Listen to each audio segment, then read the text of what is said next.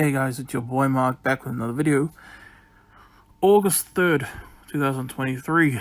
I'm recording this just 2.5 hours before this video will actually be published. But this is my review, movie thoughts on Guardians of the Galaxy Volume 3. Yes, yesterday this movie was finally put up on Disney Plus. And I finally, after looking forward to it for so long, got to watch it. I've been very excited to watch it because obviously, MCU movie. I love the MCU. I love Marvel still. And Guardians of the Galaxy, the final film in the trilogy. And yeah, finally finished watching it.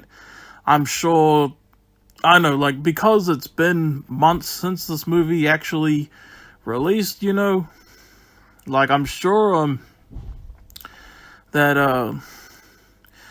you know, when it's all new and this is what's happening currently in the MCU universe, I would be talking about it quite a bit different and all that, you know what I mean? If that makes sense. You know what I mean? So yeah, now that I finally watched it, I can give you guys my thoughts on it. So what did I think of Guardians of the Galaxy Volume 3? It's a good movie. I liked it. I think it's far from perfect though, you know, and the weakest in the trilogy out of the three movies, you know, and it feels weird to call it a trilogy, you know, because, like, if you, like, watch these movies, if you watch just Guardians of the Galaxy 1, Guardians of the Galaxy Volume 2, which is funny because I actually saw that, like, Guardians 2 long before it released in the US. Marvel at the time used to release movies much earlier for New Zealand. They don't seem to do that anymore, sadly. I don't know why. But, yeah, but anyway, if you were to watch, like, Guardians 1, Volume 2, and then this one, it feels, like I said, it feels weird to call it a trilogy because you're not getting the full story, you know? Because there's Avengers Infinity War, there's Avengers Endgame, there's Thor Love and Thunder, there's I Am Groot, there's the Guardians of the Galaxy special, all that stuff that happened, well, in between Volume 2 and this one. You know, you wouldn't get the full story at all if you were to watch it all in one go, not knowing anything about, you know what I mean? It would have been like, wait, what? She didn't die at all? What? You know what I mean? But yeah, yeah, it's a good movie, but, you know, like I said, easily the weakest out of the three Guardians films, and if I were to rank it, for me, Volume 2 is the best one. I love that movie. Very underrated. Then it's the first Guardians, and then this one. Now, this film is good. I know I'm repeating myself. I'm sure you guys are getting annoyed. I'm sorry. This is all off the cuff, if that's the right saying. You know, improvised, that's the word I'm looking for. I do think it definitely is a fitting end to, like, the main storyline, the trilogy of, you know, Guardians of the Galaxy, you know, definitely is a fitting end, and I'm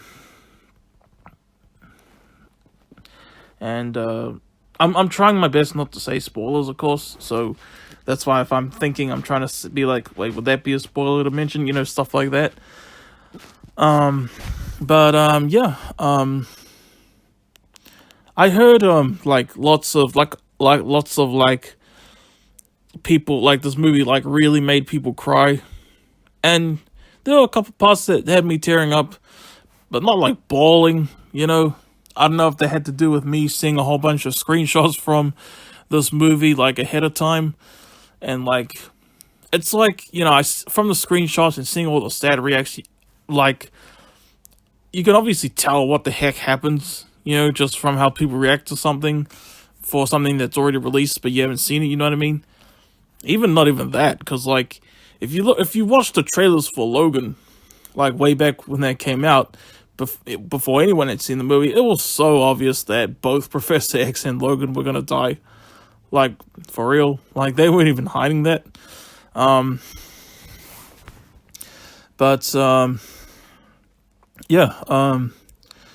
So yeah, like, I don't know if it had to do with that. There was some cast members from the Suicide Squad and Peacemaker, you know, because this is James Gunn, that reappeared in this, and that made me very happy to see, you know. But I was like, oh, that's what's her name from. I mean, not what's her name. I'm trying to keep it spoiler free for y'all. But you know what I mean. Yeah, it was a solid movie. Like, I was very entertained throughout. Like, didn't ever bore me. Although it was slow, it was like I was just trying to enjoy myself, which I did. The trailers definitely make it look like Rocket Raccoon is the main character, and the movie's definitely like focused around him. Like, the movie's definitely about him for the most part. And sure, I'm sure a lot of people would argue he definitely is the main character, but I did feel like it was still absolutely a Guardians of the Galaxy movie, because this movie was about them like trying their best to save Rocket, you know. And the High Evolutionary, played by the guy who played the guy from Peacemaker, I forgot his name, but he was the guy from Peacemaker, that black guy. You know, and High Evolutionary. Like, if you look at, this was for me personally, because I heard a lot of people saying, "Oh my gosh, I hate this mother ever so much." For me personally, he looked. If you were to just look at him, for me personally, he was exactly what I thought he was going to be. Like, the type of villain, you know. You look at him, you know him. From actually watching the movie, you know. Yeah, and the soundtrack was good as always. You know, it was cool to see like 90s songs be put in there because of the, I forget what it was called, Zuma or something like that Peter had, because, you know, Ego destroyed his player, you know, sadly, in Volume 2.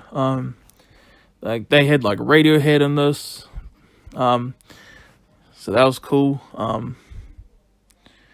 And one thing that I thought was a bit, you're kind of manipulating there with our emotions, you know what I mean? There were like two major like fake out deaths in this, you know. There were two times in this movie where like you really thought a character was dead, and then it really fully seemed like that character was gone.